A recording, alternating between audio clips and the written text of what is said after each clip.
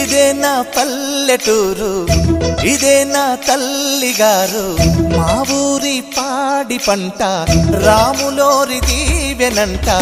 తల్లి గోదావరి నీళ్ళు కడిగ సీతమ్మ పాదాలు, ఊరంతా హాయ్ హాయ్ హాయ్, మనసంతా హాయ్ హాయ్ హాయ్.